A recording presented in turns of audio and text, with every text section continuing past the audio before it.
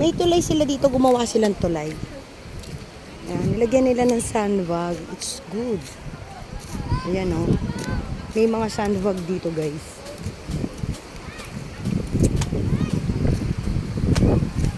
Medyo maluwag-luwag pa hanggang dun yan guys. Pinakadulo. May tulay sila dito. Ang cute o.